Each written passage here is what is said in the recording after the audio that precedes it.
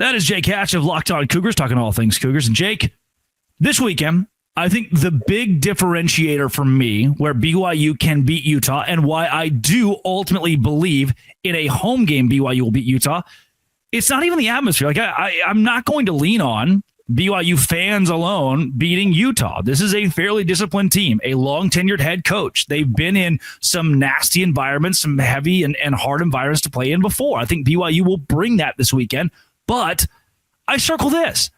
And here's something I keep bringing up, I'll continue to bring up, and we can get deep into this matchup. Defensively, Utah is 86th in EPA. That's an efficiency metric. 86th against the run. BYU, efficiency-wise, the number 17 most efficient team running the football. That disparity, that gap is glaring. And considering the way, whether it's giving the ball to a Roberts or a Kingston, or especially an LJ Martin or a Bear Bachmeier, BYU has a lot of different options out of the backfield to run the ball or get the ball into the hands of a Chase Roberts quickly, in essence, acting as a running back or an extension of the deep play calls for A-Rod. That's where I think BYU can truly control this game. Well, and you're right. Not to, add some gasoline to the fire of this rivalry, Drake, but you know who invented EPA way back in the day? Oh, my gosh. Is it like LaVell Edwards? No, it would be a guy named Virgil Carter, who once upon a time was a standout quarterback for BYU, went on to have a pretty decent career in the NFL with the Cincinnati Bengals. He wanted a way to be able to analytically analyze the game. So back in the 70s is when he invented this. And all it has done is decade upon decade upon decade since he went about building this with the help of some other professors and the like. It has proven to be, I think, maybe the most predictive analytic in all of college football. And you're right, those numbers, they bear out that more often than not, EPA will tell you where you're going to have success, how you're going to have success, and quite frankly, who's going to win this football game. I say all the time that this is one of those rivalries, Drake, that you throw the records out the window. I know we have a top 25 showdown for the first time since 2009, but those predictive analytics, speaking of EPA and the fact that Utah's defense is ranked 86th, that is a worrisome number if you're a Utah fan, because that shows that BYU could get Utah's GOAT in terms of offense versus defense. And if BYU can get on a run at home offensively and start running the football in particular, that could mean a long night for Utah. Now, let me be clear here. We just saw it on the graph if you're watching on YouTube. And if you're listening, we can certainly read out the important numbers here. But for Utah's defense, the number 7 in the country against the pass. And BYU is number 48 throwing the football. Now, 48 is not bad, and 7 is elite. Mm-hmm. But I don't think Aaron Roderick wants to win this game through the air. No, here's the thing. BYU wants to run for north of 250 yards, shorten this game, limit possessions, keep Utah's offense off the field, and just score touchdowns and cash in every opportunity they've got in this game, Drake. They don't care how they get it. All they want is a W on that board and to be able to say 3 in a row. Yeah, I think, again, I want to go back to what you said about EPA because I believe that you hit the nail on the head here. It to me, also is able to break down the barrier of strength of schedule a little bit. So a lot of people are like, oh, yeah, well, who did you do it against? Efficiencies don't really work that way. It's not like, oh, well, yeah, you were efficient, but it was against a bad team. Like, no, efficiency reads a little bit deeper into actually how good your football team is. And it's a telltale a lot of times of and even into, I think Game on Paper does a great job of giving you this, even into how well you end drives offensively and defensively. I look at this. For Utah offensively, their average starting field position is their own 27. They do a bad job of flipping the field. For BYU defensively, they typically force opponents to start on their own 26. That's pretty good. That's 40th in the country. Utah's 103rd, meaning typically Utah's going to have bad starting field position in this game, and that's not what you want considering you're playing a BYU defense that grades so well.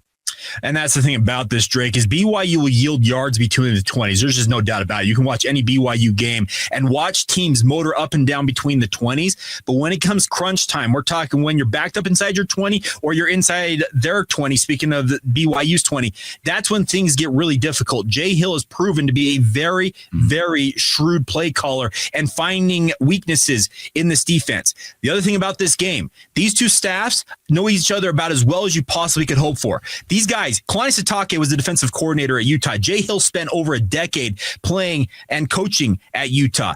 You also have Aaron Roderick, who's a BYU grad, but spent years at Utah as well. On the flip side, Morgan Scalley, he knows intimately what BYU is going to try and do. These two programs know each other's systems because they essentially run the same system in many respects. The real variable is Jason Beck, a former BYU quarterback who's now the OC at Utah. But looking at that, Drake, yeah, if you can't find a way to find better starting field position, Kyle Whittingham talks about it all the time.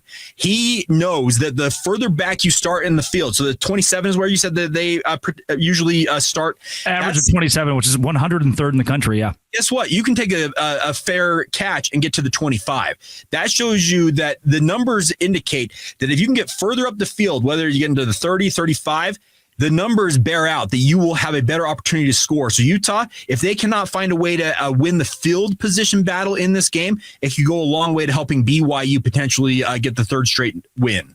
Yeah, before we move on to our best bets, my best bets and your reaction for this week, give me the players. That's a lot of conversation about the analytics and the numbers. Give me the Jimmies and the Joes that will lead to a BYU win and your final score prediction.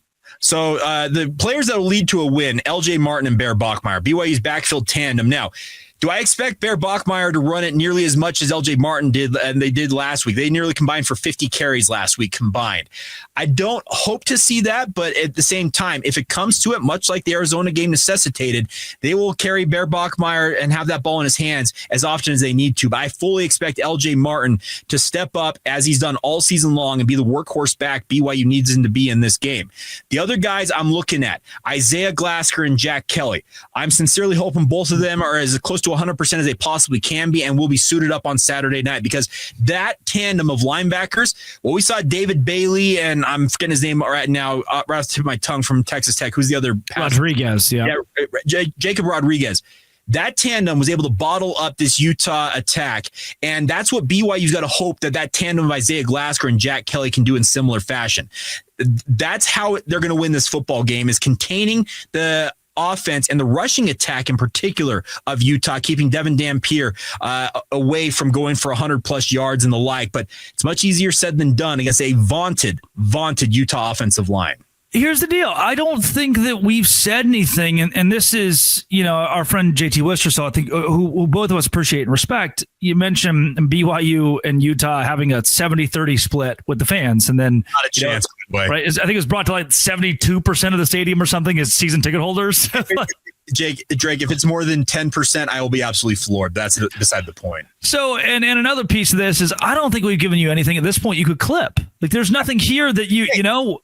I say it all the time, clip away, because that means more people are going to watch me. We're sure, but I just don't understand. Like, here are the hard numbers. Here are the hard athlete. Like, maybe the most I could do is tell you that, like, and we just saw the numbers. I'll pull it up really quickly again. Like, for whether it's Davis for Utah or Roberts for BYU. I mean, Roberts 22 receptions, 420 yards. Davis 39 receptions, 416 yards. So Devin Dampier being kind of your bell cow running back for Utah. Like, he leads the team in rushing yards this year. They haven't found like the ace in the hole who they can trust to go downhill the way LJ Martin can, or even break one like LJ Martin can. I will say this.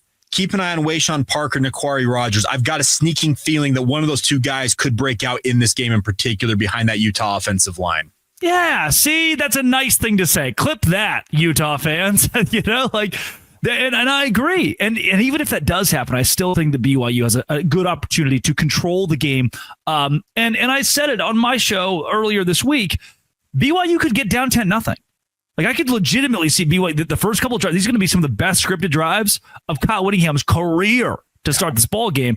It could be 10-0, and we find it, 10-10 at halftime. And then 23-16 final score, 23-19 final score. You're like, gosh, that was ugly and terrible. But, like, welcome to the Holy War. I was going to say, Drake, if this game gets outside of one-score possession, it feels like, in terms of that final margin, it means one team turned the ball over an abnormal amount, it feels like, in this game to me. I really do think it's within 7 points.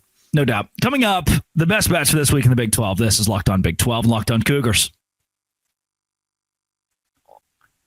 Oh, buddy. Today's show is brought to you by Mazda Standard. It is that Japanese craftsmanship that is oh so good looking, but alongside pretty good safety, actually the best safety, more IIHS top safety picks than anyone else. Footwork to breathwork, athletes sweat all the details. Mazda brings the same intention to how they craft every model. Like our players, we sweat every detail. Because when you make every move count, impossible becomes irrelevant. Mazda, move and be moved with all-wheel drive standard in every crossover SUV you can drive with confidence through almost any season. Mazda. Go check it out today. Move and be moved with Mazda.